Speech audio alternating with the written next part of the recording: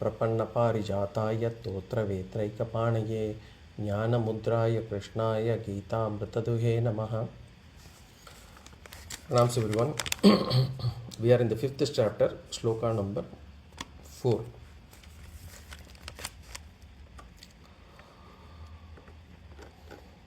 Sri Bhagavan uvacha Sankhya Yogau Pratak Balaha Pravadanti na Panditaha Ekamapyastitas Samyag Ubayor Vindate Palam. Sankhya Yogau Pratak Balaha Pravadanti na Panditaha Ekamapyastitas Samyag Ubayor Vindate Palam. So, Bhagavan in the previous sloka kind of established that the path that a sannyasi takes as against the path that a karma yogi takes are one and the same, as in they are ultimately they lead to the same outcome. And karma yoga will not bind us, because a karma yogi jñāyasya nitya sannyasi, because he is actually not bothered or affected by the pairs of opposites. Jñāyasya nitya sannyasi yona dveshtina kankshati nirdvando hi mahabaho sukam bandhat pramuchyate. So he is actually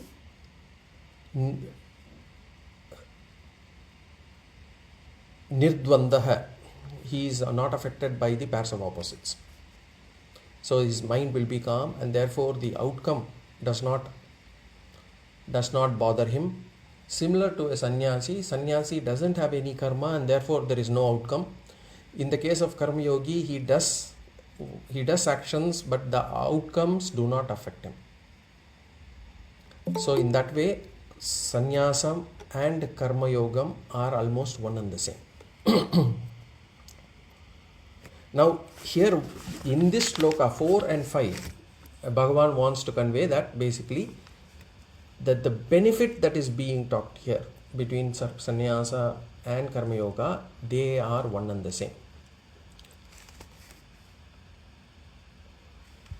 We saw sannyasa to be a lifestyle. Sannyasa, it is just like, one ashramas among the 4. Brahmacharya ashrama, grihastha ashrama, vanaprastha ashrama, and sannyasa ashrama. Karma yoga is generally prescribed for only householder lifestyle, or rather for a householder karma yoga is a must. And what is karma yoga? Being active in the midst of duties. So there will be duties around you, you will have to be active. So technically speaking, we can say karma yoga is one type of sadhana. Sannyasa doesn't have this sadhana. Sannyasa is another type of sadhana.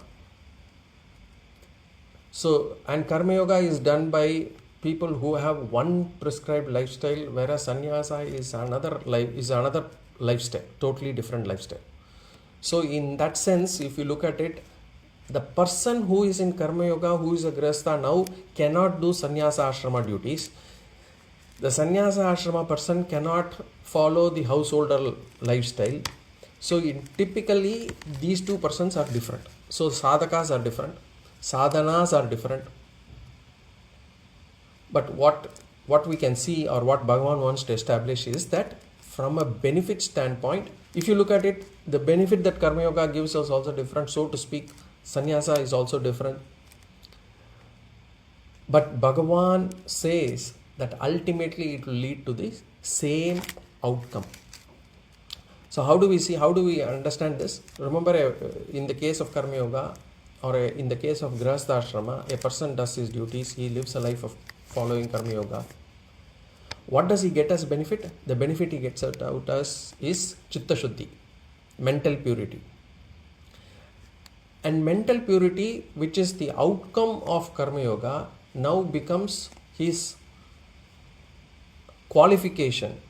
And not only qualification, Once a person gets mental purity, automatically he will be pushed towards jnana yoga. He will be taken towards jnana yoga automatically. So he comes to jnana yoga, he attains jnana, and then once he attains jnana, then he has a choice whether to take up sannyasa or whether he wants to continue in the grihastha ashrama or whatever ashrama he is in. He could be brahmacharya ashrama, it could be grihastha ashrama, it could be vanaprastha ashrama. He could continue in the same ashrama to gain that jnana nishta. So that choice is with him. That is for a Karma Yogi. Now for a person who has taken up sannyasa ashrama, he too has a few duties. And by performing these duties, we are now talking about Vividīṣā Sannyasa. So he can also attain chitta śuddhi. And after attaining chitta śuddhi, he attains jnana. And for him, being already in the sannyasa ashrama, there is no need to convert to another ashrama. He gains mokṣa at the end. So remember, we are talking about Vividīṣā Sannyasa. So for a Karma Yogi and for a person who has taken up sannyasa before the onset of jnana or as a result of little bit of vairagya, that Vividīṣā Sannyasi, ultimately the benefit is only chitta śuddhi for both of them. They meet again at the point of chitta śuddhi. They attain the same benefit, mental purity. Then they attain jnana and finally mokṣa. So both these sādhanas are on the same direction. And therefore, Bhagavan says both these sādhanas have the same benefit or phala. And in this sloka, Bhagavan gives an important point. Now we will see that point first before we go into this sloka. So here, Bhagavan does not state that just by taking a householder lifestyle, just by becoming or getting into a grihastha ashrama, or just by taking up or a lifestyle where we are performing duties, or just by taking up sannyasa, one can get purity, mental purity. Bhagavan does not say that. Bhagavan does not say that just by taking grihastha ashrama or taking up sannyasa, you will get mental purity. We cannot assume that just because I am now a grihastha ashrama, I have got married, now I will get mental purity, or just by taking up sannyasa, he will get mental purity or jnana. In Shastras, there is a lifestyle that is prescribed for every ashrama. There are some duties that have to be performed, certain sādhanas that have to be performed. For example, for sannyasa ashrama, there is a yati dharma. There is a list of duties that are given to a sannyasi. In fact, those duties could be much more difficult to follow than for a person the duties that have been prescribed for grihastha ashrama. So that yati dharma talks about certain sādhanas to be performed. It talks about certain food habits that these sannyasi should follow. There are so many disciplines that need to be followed. In the same way, for a householder or a grihastha ashrama person, there are various duties that are prescribed. Like, for example, there is panchamahayajñas. And then the easiest form to remember, the easiest three sadhanas that we can remember, easy to remember, it's just like a sutra for a grihastha ashrama person, is yajna, dana, tapas. All three. Yajna will include all the panchamahayajñas. Dhanam is a very important sadhana for a grihastha ashrama person. And tapas. Tapas means penance, or in other words, we'll have to give up something. We'll have to voluntarily give up some things at points of time. So, for a person who is in Karma Yoga, he gets this benefit of chitta śuddhi if he performs these duties properly. That is, for a person who is in Karma Marga or Pravritti Marga, we can say. This is the grihastha ashrama. And similarly, for a person who is in Nivritti Marga or he is in Sannyasa ashrama, if he performs his sannyasa dharma properly, he will also get that benefit of chitta śuddhi. So Bhagavan says for anyone, in other words, what Bhagavan says is, for anyone, if they are able to perform their duties properly, duties as prescribed by Shastras, not duties as prescribed by ourselves. What we consider as duties that needs to be performed by the self, by the spouse, by the children, by the grandchildren, by the parents, or by the neighbor, or by the employee, they may include some of our likes and dislikes. But we are talking about duties as prescribed by Shastras. If a person performs, they can enjoy the benefit or phala. And that is what Bhagavan says in the second line. Now we'll go to the sloka. Sankhya yogo pratak balaha pravadanti na panditaha. Sankhya means sannyasa lifestyle. So sannyasa yoga, Bhagavan uses a different word here, sankhya. Sankyam to denote the sannyasa lifestyle. Sankhya yoga. Here yoga means karma yoga or grihastha lifestyle, being in the midst of duties. Sankhya yoga pratak. Pratak means they are different. Sankhya yoga pratak pravadanti. Pravadanti means assert. So some people, when they speak itself, they speak in an assertive tone. It's very forceful. So these people not just think, they proclaim and they share this thought with others also. And according to Bhagavan, who asserts that? Balaha. Balaha means ignorant. Balaha normally means children. Here in this context, it means people who are ignorant on Shastras.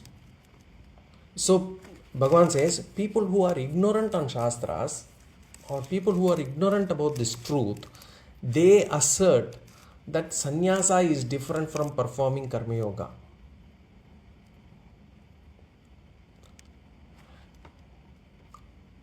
And what is Karma Yoga? Karma Yoga being in the midst of duties. So some people at times, they want to run away from duties. And they claim that, I want to take up sannyasa. Why? Because they find the duties or responsibilities in the grihastha ashrama, they are very, very stressful, where they are very demanding. And why do they think this way? Because they think that these two are different. Sannyasa ashrama and grihastha ashrama are different. And whatever I want to achieve in my life, I am not able to achieve through the grihastha ashrama or being in this midst of duties. And that whatever I want to achieve, that peace or happiness or the mental calmness, I can achieve through sannyasa ashrama. And they think, and why do they think? Because the benefit of these two are different. That by being in the midst of duties, I will not be able to get this. Whereas by taking up sannyasa ashrama, I will be able to achieve that. Bhagavan says, if you are thinking that way, you are ignorant. Because superficially it looks different, but only ignorant people think that way. So only ignorant people assert that sannyasa ashrama and karma yoga's benefits are different. So if ignorant people think this way, who does not think in this manner? Bhagavan says, pravadanti na panditaha. The wise people do not think this way. People who understand the Shastras, they will not claim this. What will they not claim? That the sannyasa ashrama and karma yoga are different. Now here is where we take a pause and say, Bhagavan seems to be contradicting to what we experience. Right? Can anyone come out of duties? How can Bhagavan say that, being in the midst of duties and renouncing the duties are one and the same? So, Bhagavan, for our sake, he is re-establishing that in the second line. He says, Ekam apyastita samyak. Ekam api astita samyak. Api ekam. Any one of these two. Any one. Api ekam. These two. Which are these two? Being in duties and renouncing duties. Samyak astita. Samyak astita means, samyak means properly. Astita means resorting to,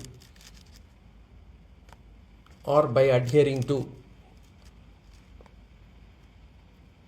or we can say by doing proper anushtana, by resorting to or by adhering to any one of them properly.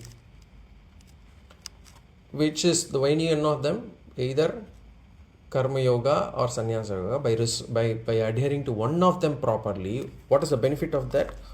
Ubhayor vindate palam. Vindate. Vindate means one attains. One attains what? Palam ubayoho. Ubayoho means the result of both. One attains the result of both. So Bhagavan says, by resorting to one path properly, either Grihastha Ashrama, Karma Yoga properly, or Sannyasa Ashrama and Sannyasa Dharma properly, one will attain the same result.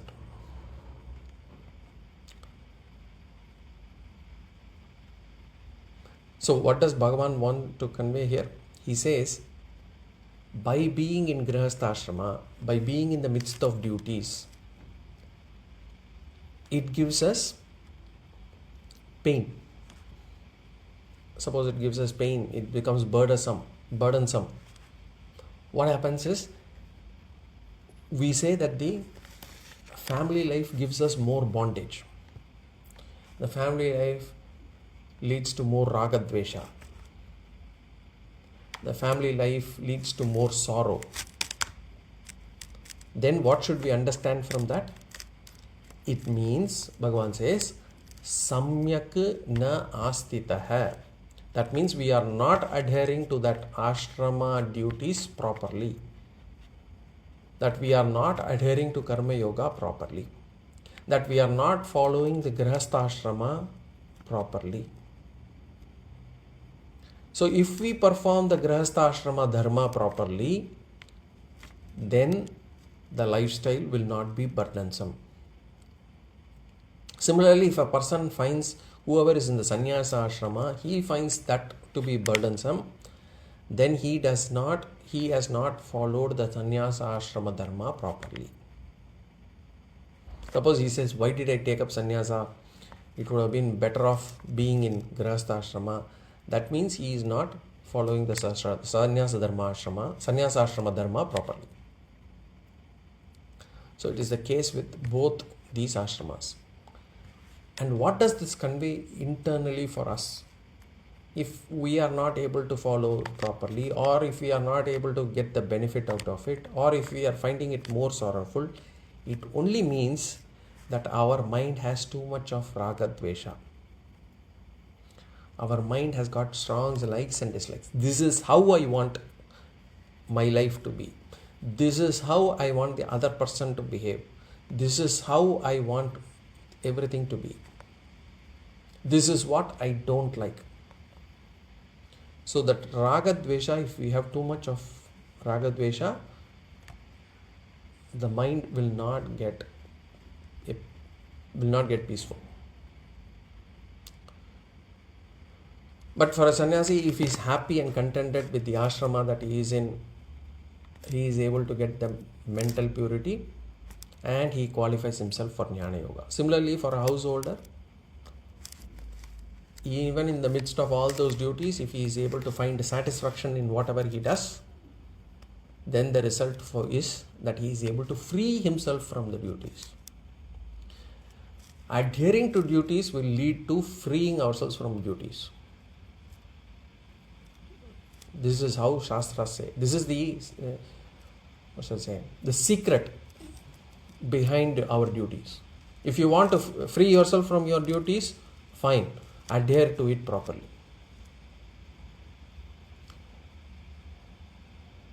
By adhering to it, by following properly, we'll get mental strength, we'll get mental purity and the mental maturity to renounce our duties. Because general tendency of our intellect is to renounce them, renounce duties. And how are we able to adhere to our duties properly? By removing raga dvesha. By removing strong likes and dislikes. If this happens, I'm fine. If this doesn't happen, I'm fine.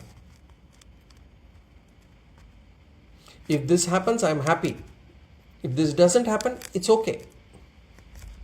I may not be happy, but I'm not unhappy.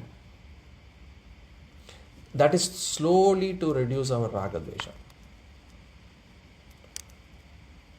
And by slowly removing raga dvesha, we will start adhering to our duties properly. And by slowly adhering to our duties and performing Karma Yoga, slowly we will be able to renounce our duties. So when does a person mature from Karma Yoga? Only when he performs Karma Yoga properly. When does a person mature from sannyasa? Only when he performs the sannyasa ashrama dharma properly. Samyak. That is a very important word here. Samyak. Ekam api astita samyak.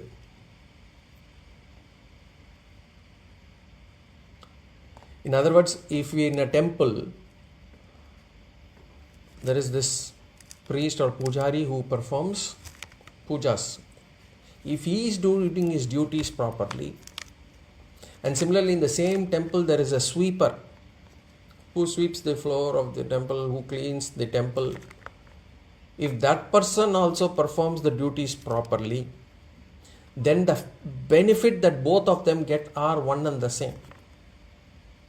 Both of them get the same benefit. Not just that this person is, because he is close to Ishvara, because he is close to that Murti, because he performs puja daily, he will get more benefit, better benefit than the sweeper who sweeps the temple floors. Just because this person is sweeping, he will not get any lesser result. And just because the other person is able to chant the mantras, he will not get any higher result.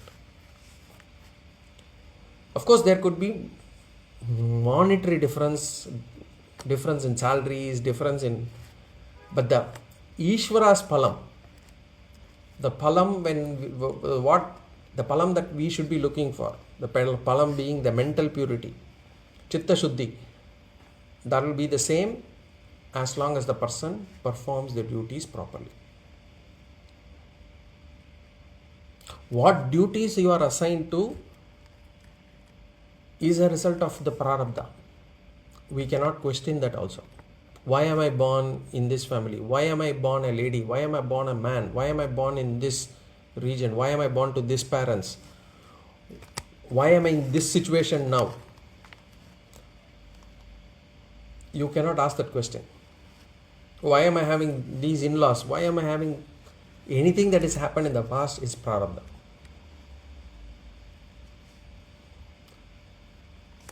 So, as long as I am in this position now, if I am able to do my duties properly, I will be able to get my chitta śuddhi. Through dharma, through integrity, we will be able to achieve the result. Who says this? Bhagavan says, Panditaha. Wise people know that there is no difference in work. What matters is whether you are able to do your duties properly, whether you are able to, whatever be the position that you are in. So just because somebody is a grihastha doesn't mean that spiritually he is going to fall, and just because somebody is a sannyasa, spiritually he will be elevated. There is no need for us to feel that both of us or both of them will get the same result chitta śuddhi, as long as they follow their dharma properly. And if we start feeling that the duties are burdensome, then we have not understood the duties properly, or we are taking non-duties to be duties, or our attitude is not right. One of those three.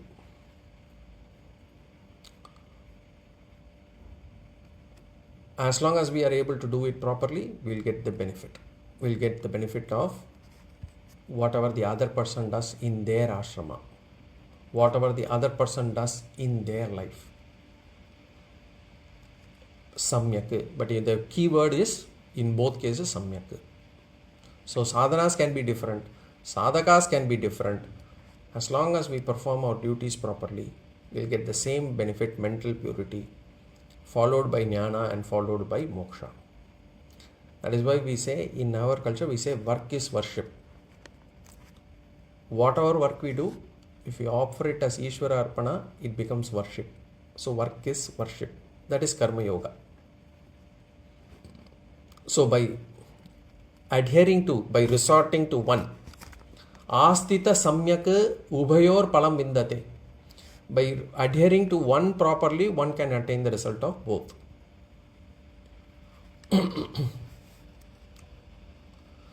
Now, so this is what Bhagavan conveys in this sloka. As in, a sannyasi who has attained jnana, or sannyasi and a person who follows Karma Yoga. The sannyasi who has not attained jnana, the sannyasi who has taken up sannyasa because of Vividīṣā Sannyasa, because of vairagya, and a Karma Yogi, they attain the same benefit, chitta śuddhi. This is what is conveyed here. Now in the next sloka, Bhagavan says, a sannyasi who has attained mokṣa, jñāna, and a person who follows Karma Yoga, they too will arrive at the same point, which is at the end point, which is mokṣa.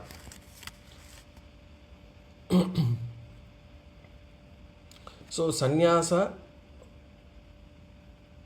so one need not take up, there is no compulsion that one must take up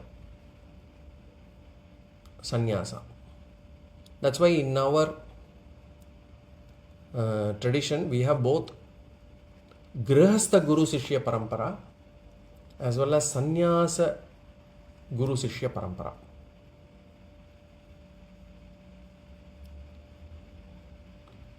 In Mundaka Upanishad, for example, the guru and the sishya are actually father and son. Both are grihasthas. So the father teaches the son. So that is kind of grihastha ashrama guru parampara. Then in the Taittiriya Upanishad also, the father teaches the son. And therefore that is also a grihastha ashrama guru parampara. So it is not a compulsion that one must take up sannyasa.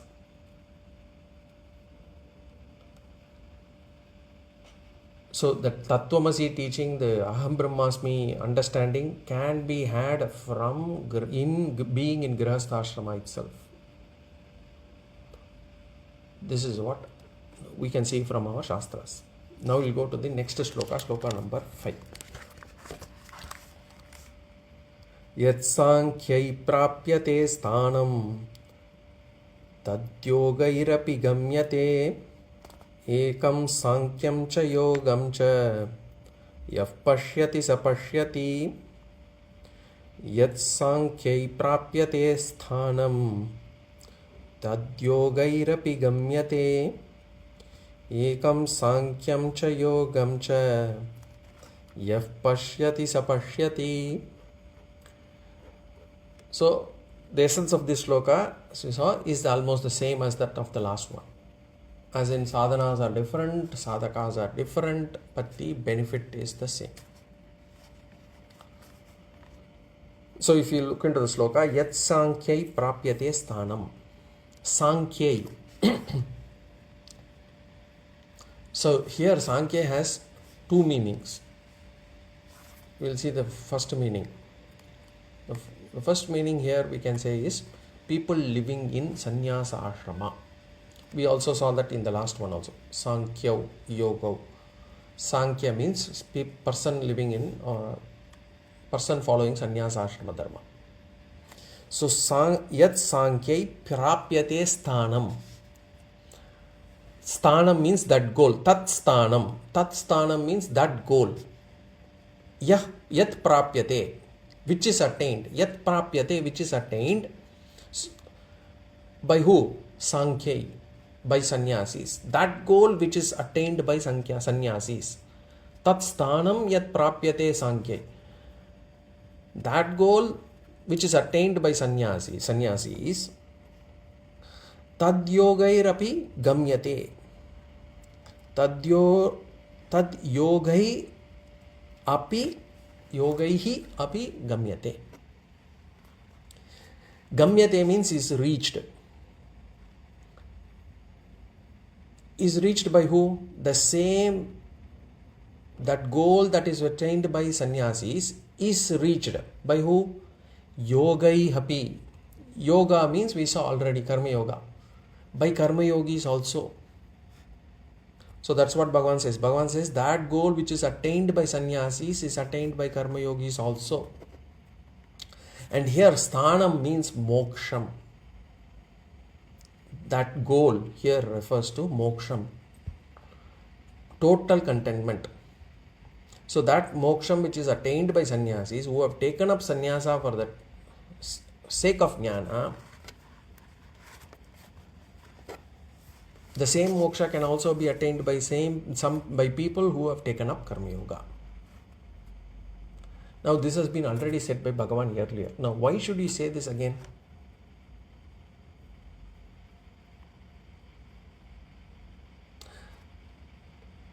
That the end goal is moksha. For that, both the people, as in people who are in Karma Yoga, who are following Karma Yoga, and Grihastha ashramas, are being in Grihastha ashramas and sannyasis, for them they attain mental purity, and as a result of mental purity they get a liking towards Vedanta, and through that mental purity they will get a guru, and that interest in Vedanta will come, and they will be able to get into jnana yoga.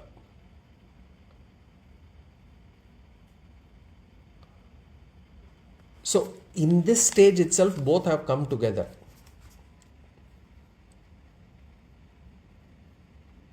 As in, what will a sadhaka who carries out sadhana properly in his sannyasa ashrama get? He will get a liking for shastras, he will get an interest to understand the shastras, and he will get a desire to know about Ishvara, or a desire to get moksha. That mumukshutvam will come. What will a Grihastha ashrama sadhaka get by following his duties? The same thing. He will get a liking for shastras, he will get to understand shastras, he will get mumukshutvam. So they get to the same status as a qualified adhikari, because both would have attained sadhana chatushtayam, and then after that both attain the goal of moksha. So in the previous sloka, Bhagavan highlighted that adhikaratvam, the chitta śuddhi, the qualification. Here in this sloka, Bhagavan says, there it is adhikaratvam, here it is the goal of moksha. So this is what this sloka explains. Now we saw that when we started this sloka, we said Sankhya means sannyasa ashrama person. And we took up Vividīṣā Sannyasa, or we can say Vividīṣā Sannyasa also attains the same final goal. Karma Yoga following Grihastha ashrama person also attains the final goal. This is one interpretation, using Sankhya to be considered as Vividīṣā Sannyasa, a person who is in sannyasa ashrama. As I said, the Sankhya we can interpret it differently. The second way to take up this, and this is what Shankaracharya takes, Bhagavad Pada, he takes Sankhya to be a person who has attained jnana nishta. And if you take that person to be one who has attained jnana nishta, then what this sloka says is the benefit of a person that is the benefit that a person attains, the benefit of a jnana nishta is the same as the benefit that is attained by a grihastha who comes through Karma Yoga. In this case, what happens is jnana nishta sannyasi and a sannyasi who comes through this path of Karma Yoga grihastha. As in, a person does Karma Yoga, he becomes in the grihastha ashrama, he gets this jnana, and then for the sake of attaining jnana nishta, he takes up sannyasa. So whatever the path, or a person who directly comes from sannyasa ashrama, Vividīṣā Sannyasa, he gets karma, chitta, śuddhi, and then he continues in the sannyasa ashrama, gets jnana, and he gets jnana nishta. Both these paths, the benefit is one and the same. So that is how Bhagavad Pada has interpreted it. Sankhya to be a person who has taken up, who is already in sannyasa ashrama, who's got already jnana nishta, and then the yoga is a person who comes through the Karma Yoga path. He takes up sannyasa as a result of jnana. He gets jnana nishta. The final benefit of both are one and the same.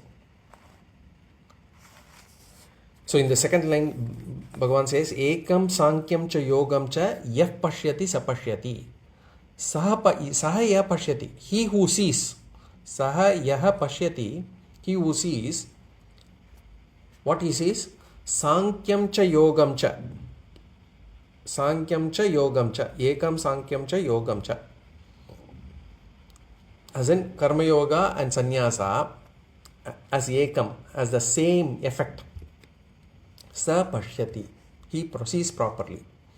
So he who sees Karma Yoga and Sannyasa as the same, as in with the same, gives the same effect, he is the one who sees it properly. Others do not see even if they have eyes. So he who sees this as one and the same, as in the outcome of to be one and the same, he is the one who sees it properly. Otherwise, that person is like seeing the snake on a rope.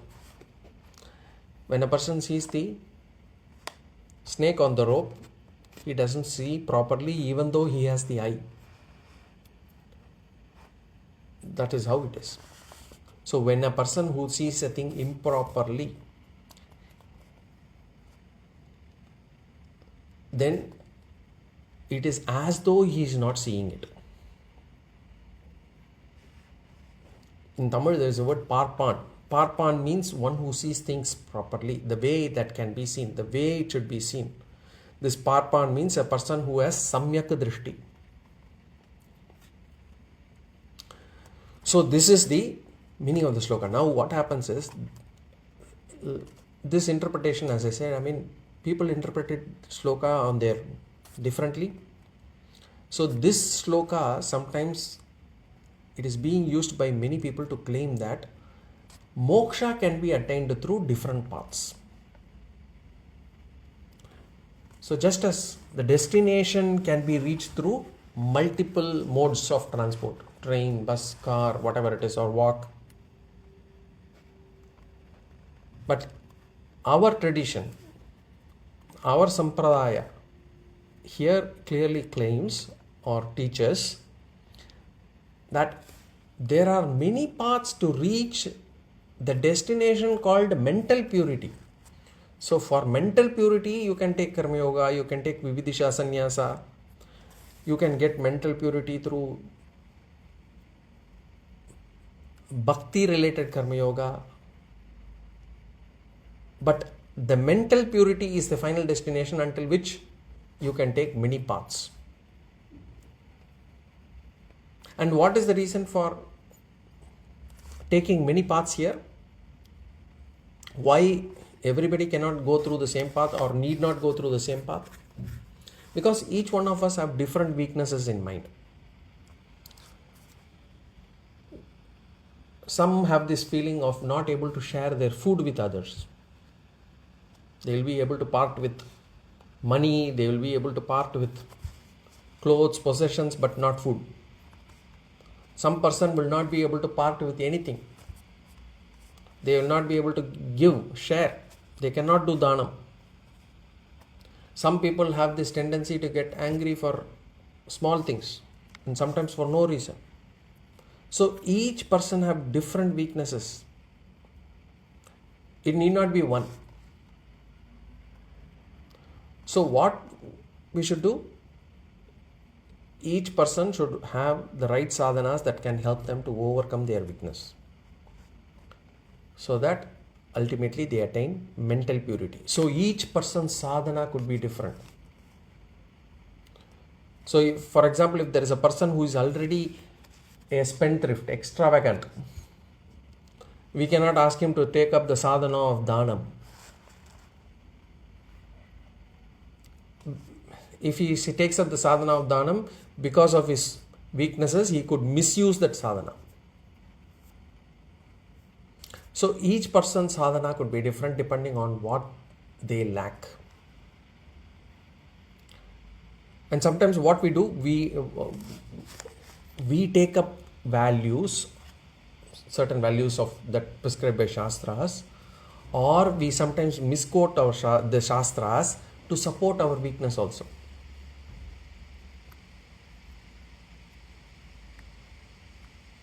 So instead of that, what we should do is we should take up values that will help us overcome our weakness.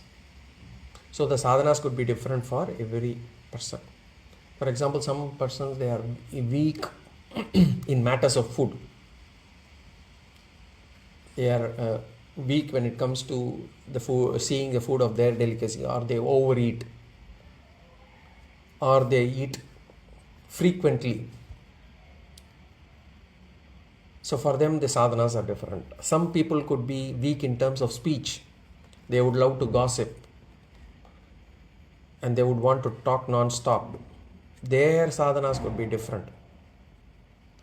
So in this case, if you look at it, mouth is a very important sense organ.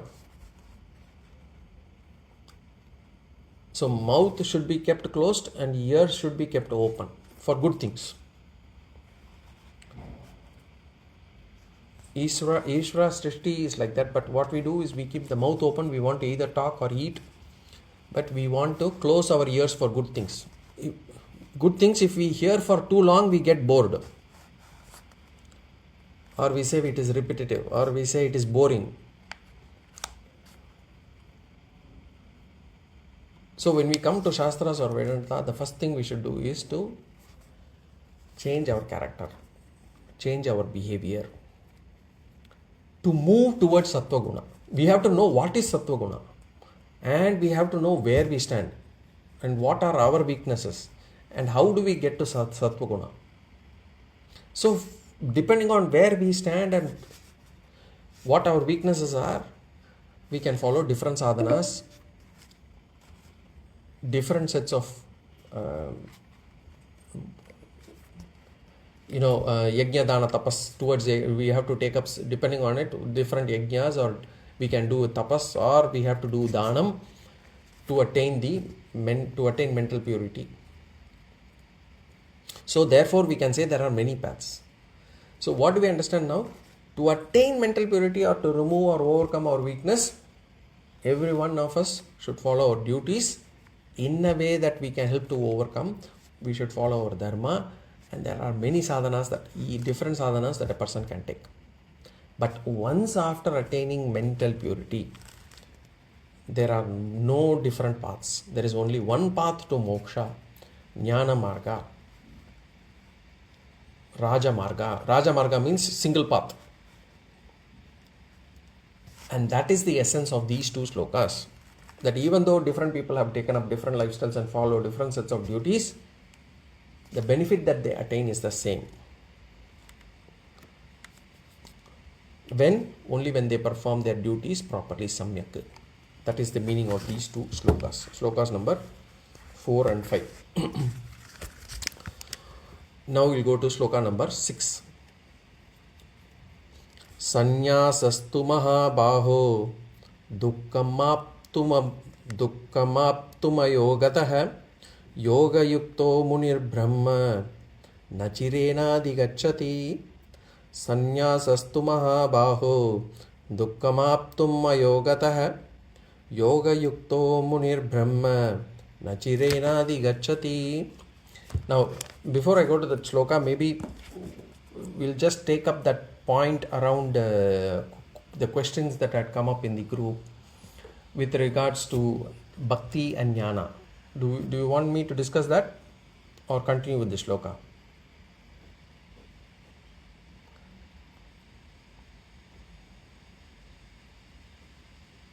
I think we can discuss those questions and continue the sloka in the next class. I mean, my personal opinion. Okay.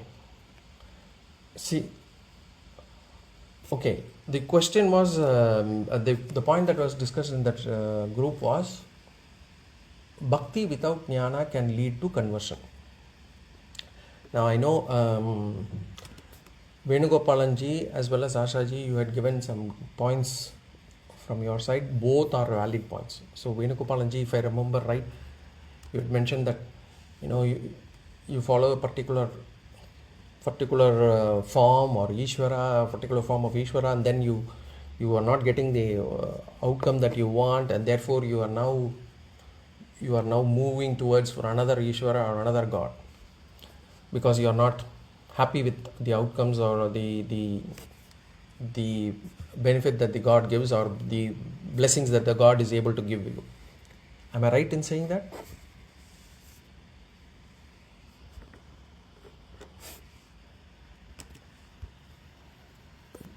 Okay. Venugopalanji, okay. I'll take that. Yes. And then Ashaji, you had mentioned that the bhakti is an emotion, whereas jnana, so therefore could be irrational, whereas jnana is rational.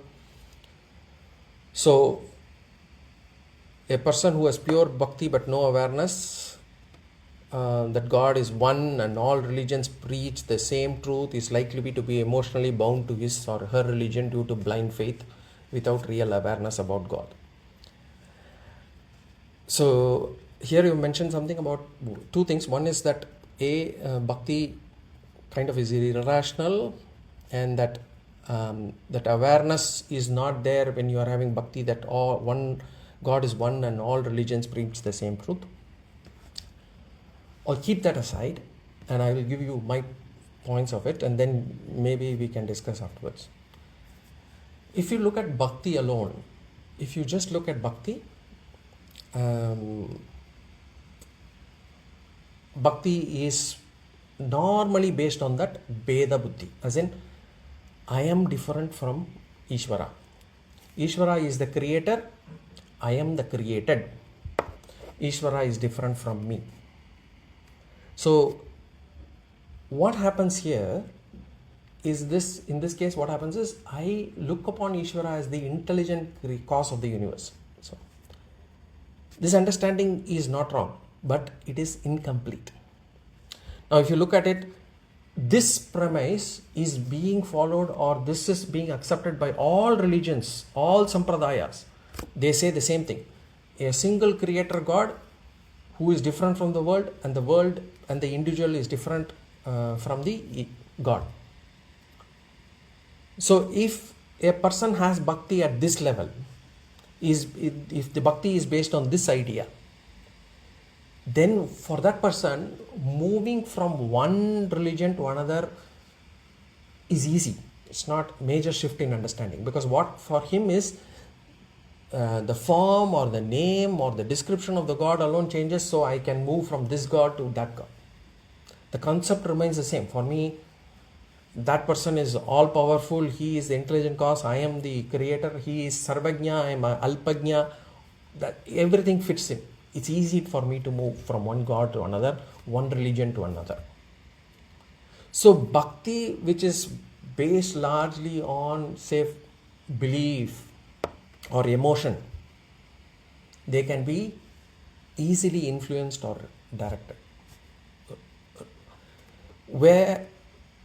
So if we look at it, all religions teach the same, all are one and the same, only at a certain level. It is at this creator level, all religions are one and the same. Everybody talks of one God, God as creator, God as a controller, God is the giver of results. Every religion talks about ethical living. So in that aspects, everything seems to be one and the same. So if the devotion is at that level, it means I do not have any distinct understanding of Ishvara. It's the same understanding that anybody has, or any other religion talks about God. I'm more focusing on the faith aspect, I'm more focusing on the emotion aspect, I'm more focused on the tradition that I am following. But the problem is, faith can change and my emotion can be redirected. So which means in this case what happens is bhakti doesn't have that firmness. What Swami Omkarananda wants to convey in that particular verse, in the case of Vedanta, in our tradition, Ishvara is not something to be believed. Ishvara is something who has to be understood.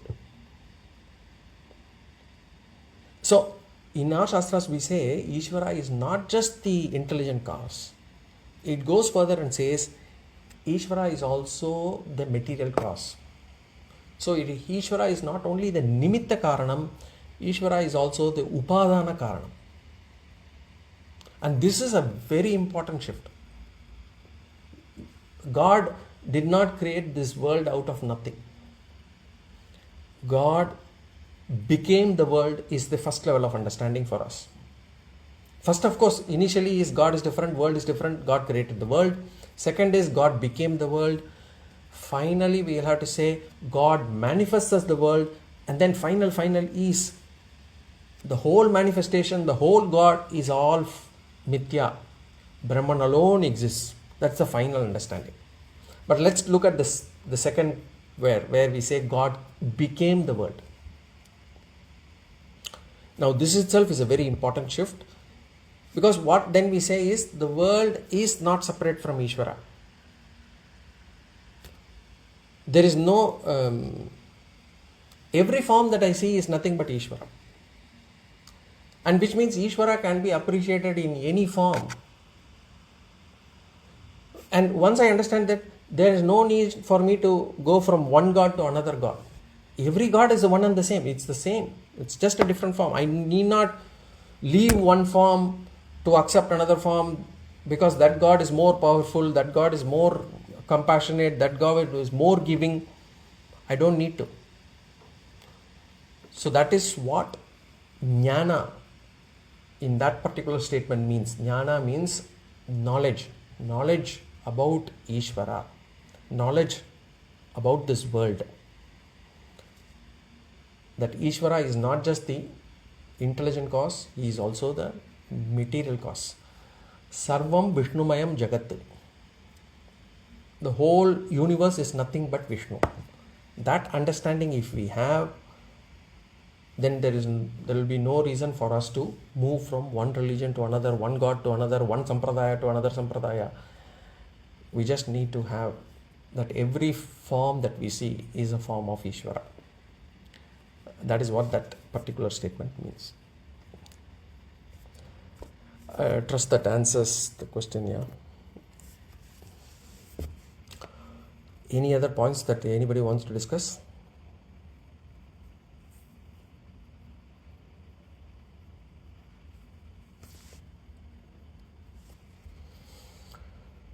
Okay, not, then we will see. On this point, or I had another question. Your question was regarding this particular point? The other point was on the yoga, right? That is on the 6th chapter for the next class.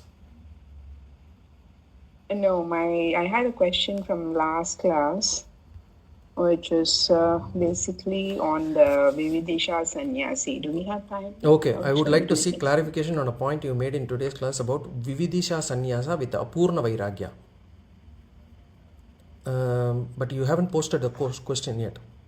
I'll post my question here. Yeah, so I think I haven't posted it in the group, but Yeah, you I'll can, post it now, and then we can discuss it next week. Sure. I think my question, I mean, very quickly comment on it. Basically, it is, I think, coming from the statement that Vairagya can happen only through Karma Yoga. And so I think that led to me thinking about whether, is Karma Yoga a qualification for Vairagya, or Vairagya is also a qualification for Karma Yoga? Because karma can become Karma Yoga only if we are free from desires and raga, dvesha, and likes and dislikes. And we require some amount of Vairagya to even get to that point.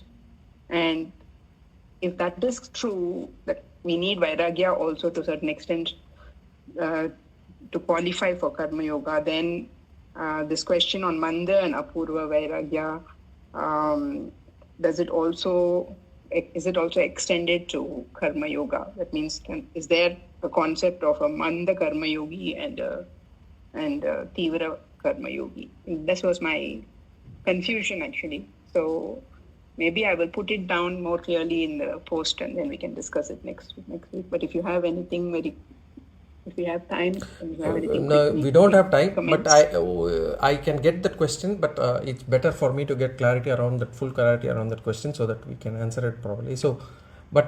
Okay, sure. I'll post it in more detail in the group, and then we can discuss it next week. Sure. Okay. Thank you. So, for everyone, if you have any questions, please be ready with your questions. In the last 10-15 minutes, we will take it for questions. So, we can just use that time to discuss any questions that you may have.